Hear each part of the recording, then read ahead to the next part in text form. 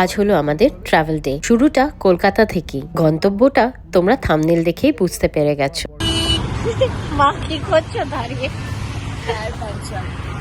যাওয়ার আগেই টায়ারটা পাঞ্চার হয়ে গেছে মাঝ রাস্তায়। আমরা দাঁড়িয়ে সুটকেস দাঁড়িয়ে আমরা মাঝ রাস্তায় দাঁড়িয়ে কোনো একটা ফ্লাইওভারের উপরে আমরা এখন।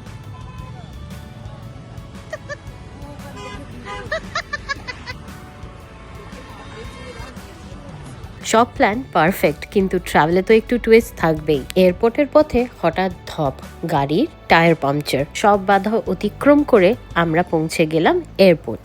সকাল থেকেই এক্সাইটমেন্ট অন, মনে হচ্ছিল চলো উড়ি। নেতাজি সুভাষচন্দ্র ইন্টারন্যাশনাল এয়ারপোর্টে ঢুকেই শুরু হলো ফ্যামিলি লেডিস ট্রিপের আসল মজা। এয়ারপোর্টে সবসময় তাড়াতাড়ি চলে আসা ভালো, কারণ দেখলেন তো আমাদের মাঝ রাস্তায় কীরকম গাড়িটা খারাপ হয়ে গেল। মানে ওটা তো হওয়ার কথাই ছিল না। আর মানে একদম ব্রিজের ওপরে খারাপ হয়েছিল, অনেকটা করে জ্যামও লেগে গেছিলো।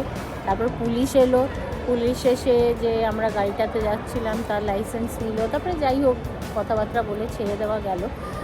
তা এখন আমাদের সময় আছে অনেকটা হাতে। কখন কখন দেবে বলো তো? আমাদের ফ্লাইট কটা?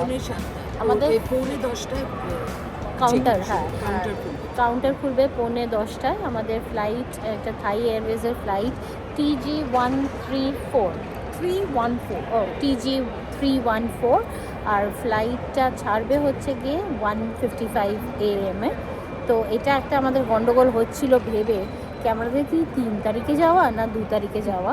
তারপরে অনেক টিকিটটা ঠিকঠাক করে দেখে, এটা কিন্তু অনেকেরই গড়বড় হয়, তো টিকিটটা ঠিকঠাক করে দেখে আমরা এখন বসে আছি। অনেক গল্প গুজব হচ্ছে, যাই হয় একটা মোটামুটি একটা গার্লস ট্রিপের মতো। তো আমরা খুব মজা করছি। আগেও ব্লগটা দেখতে থাকুন, ভালো লাগবে। আমাদের লাগেজ, সব থেকে মজার কথা হচ্ছে এটা আমার হ্যান্ডব্যাগ আর এটা পিঙ্কি দিয়ে চেক ইন লাগেজ। পিঙ্কি দিয়ে এই নিয়ে ব্যাংকক যাচ্ছে। এইটা তুমি কিনবে না কিছু ওখান থেকে?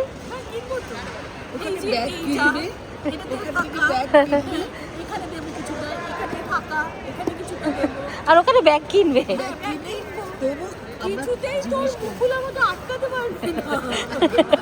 কিনবো আমরা বটে।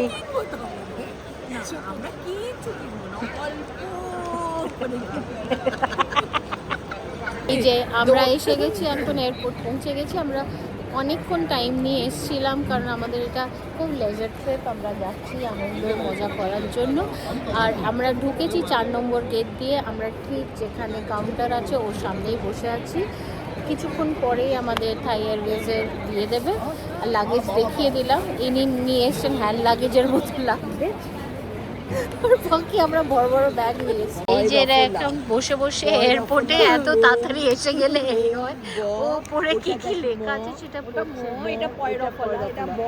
ওইখানে নাকি ওটা বাক্য লেখা না, ওটা ওম, এটা ওম, এটা ওম, ওটা ম, ওটা বয় আকার। তাহলে তো বাক্য হয়ে গেল। এইটা বোধহয় বাক্য, ঠিকই বলছো তুমি। এটা ব, ওই তো ওটা বাক্য। এই যে এখানেও বাক্য আছে, এই তো চারিদিকে বাক্য লেখা আছে, অনেক দিকেই বাক্য লেখা আছে। পিঙ্কি দি, এখন আমাদের এসে কি করতে হলো? এই যে আমরা এলাম এখন নিপা ভাইরাসের জন্য একটা এখানে চেক করতে হবে, হেলথ এবং ডিক্লারেশন। হ্যাঁ, হেলথ ডিক্লারেশন দিতে হবে। সেটা যদি না করা থাকে তাহলে you have to complete it prior to check in. আর ওরা একটা কিউআর কোড দিয়ে দিচ্ছে, ওটাকে স্ক্যান করে, ভেরি সিম্পল প্রসেস। ওটা লেখাই আছে কি কি করতে হবে করে, স্টেপ ওয়াইজ। যেরকম থাইল্যান্ডের arrival card form fill up করলাম ওই রকমই ফিল আপ করতে হবে। তো এটা করতে কিন্তু একদমই ভুলবেন না, কারণ আমাদের জানা ছিল না, যেহেতু মানে দুদিন হয়েছে জাস্ট এটা স্টার্ট হয়েছে। তো আমরা এসে করে দিলাম, ওরা হেল্প করলো, আমরা করে দিলাম। আমাদের এখন লাগেজ সব চলে গেছে। আর এখন আমরা যাচ্ছি ইমিগ্রেশনে। পিঙ্কির ব্যাগের নাম, আমরা 4 জন 4টে ব্যাগ এনেছি। তো আমরা একটা ব্যাগের একটা নাম দেওয়া হয়েছে। তো পিঙ্কির একটা এইটুকুনি ব্যাগ এনেছে, সেটা 7 কিলো না 8 কিলো ওজন হয়েছে। ও ব্যাংকক বেড়াতে যাচ্ছে। তো সেই নাড়ুর ব্যাগের নাম হলো নাড়ু। সেই নাড়ু খোঁজা হচ্ছে। কি যে নাড়ু তো চেক ইনে চলে গেছে। সেই জন্য জামা কাপড়ের ওজন খুবই কম। আমার নাড়ুতে সবটুকু ঢুকে গেছে। গুড়িয়া চন্দ্রকলাকে হাতে রেখেছে, আপনারা একবার দেখে নিন। এটা হলো চন্দ্রকলা। চন্দ্রকলাকে কিন্তু গুড়িয়া দুটো ছাড়ছে না। পাটিসাপটা, একটা কালো একটা নীল। ওটা আমরা চেকিং লাগেজে দিয়ে দিয়েছি। নাড়ুকে ওরা সঙ্গে জাপটে ধরেছে। Received Paytm payment of 1,500 rupees. আচ্ছা, ওইখান থেকে কি কি নিয়েছিলাম? Veg, non veg, north Indian thali, আর নেওয়া হয়েছে এগ ফ্রাইড রাইস আর চিলি চিকেন। এই যে আমাদের থালি এসে গেছে, আর আমার এখানে এগ ফ্রাইড রাইস আর চিলি চিকেন। আমি বুঝে দিচ্ছি সবাইকে। খুশি ভাগ কারণ আমাদের এখন অনেক রাতের ফ্লাইট, এখন খেলে আবার বেশি খেয়ে ফেলে গড়বড়। বুঝতে পারছি না কি করছে। শুরু হলো প্রতীক্ষা ফ্লাইটে ওঠার। আমাদের ব্যাগেজ অ্যালাউন্স ছিল 23 KG per person check in লাগেজে, আর 7 কেজিস হ্যান্ড লাগেজ। ব্যাস, এবার আমাদের ফ্লাইটে ওঠার পালা। নতুন দেশ, নতুন গল্প, আর সামনে ফ্যামিলি লেডিস ট্রিপ। অনেক মজা অপেক্ষা করছে। এই ট্রাভেল ডে দিয়ে শুরু হলো আমাদের থাইল্যান্ড অ্যাডভেঞ্চার। আইয়ের visit, purple vibe, comfortable seat আর শান্ত কেবিন মোড। অফিসিয়ালি আমাদের ট্রিপ শুরু। উঠেই সিটে ব্ল্যাঙ্কেট দেখলাম, আর লেগ স্পেসটা কিন্তু যথেষ্টই ভালো। টিভি বা এন্টারটেনমেন্টের কোনো অপশন কিন্তু আমি সিটের সামনে দেখতে পেলাম না।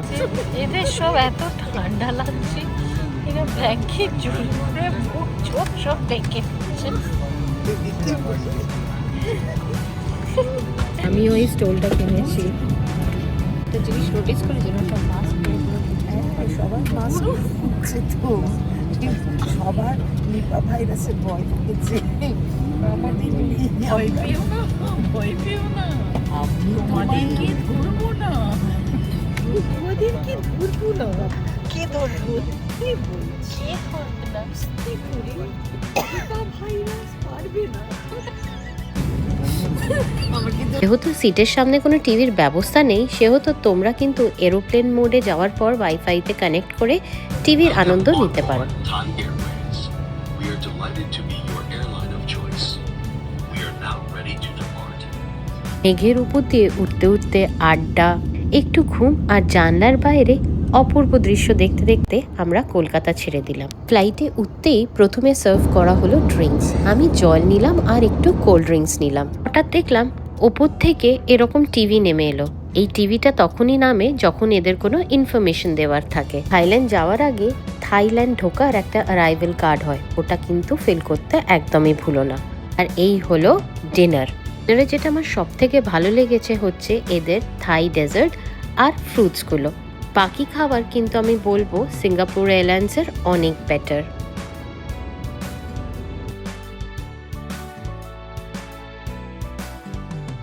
ল্যান্ড করার কিছুক্ষণ আগেই টিভিতে আবার সমস্ত ইনফরমেশন দিয়ে দিচ্ছে যে থাইল্যান্ডের অ্যারাইভেল কার্ড তোমরা কেমন করে ভরতে পারো। এটা কিন্তু 72 আওয়ার্স আগে তোমরা করে নিতে পারো অনলাইন।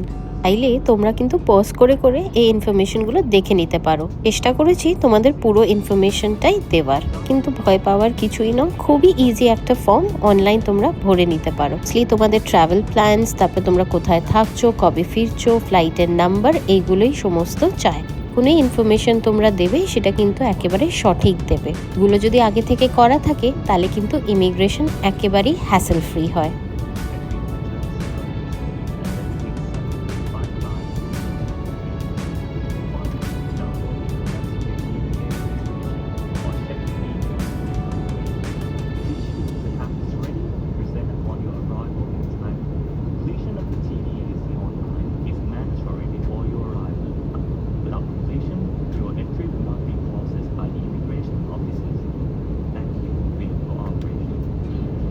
আর তারপর ল্যান্ডিং ইন ব্যাংকক। ফ্লাইটের জানলার বাইরে তাকিয়ে দেখি ব্যাংকক শহরটা পুরো আলোতে ঝলমল করছে।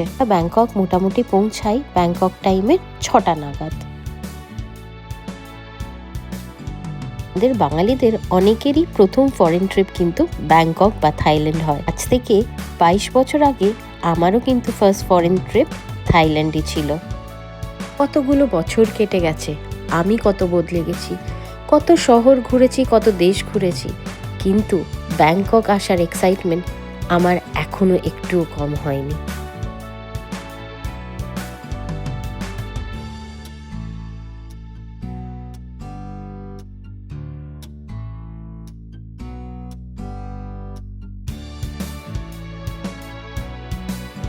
আর কিছুক্ষণের মধ্যেই ফ্লাইটটা ব্যাংককে ল্যান্ড করে যাবে।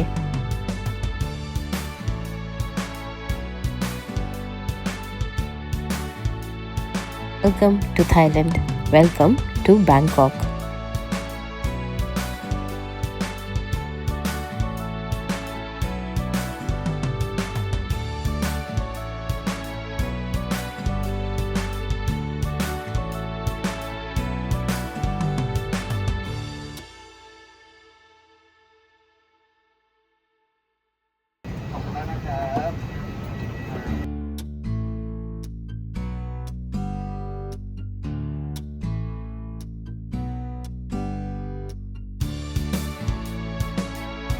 এবারে ঝাঁ চকচকে এয়ারপোর্ট, নেমেই তোমরা কোন বেল্টে ব্যাগ দেবে সেটা কিন্তু দেখতে পাবে।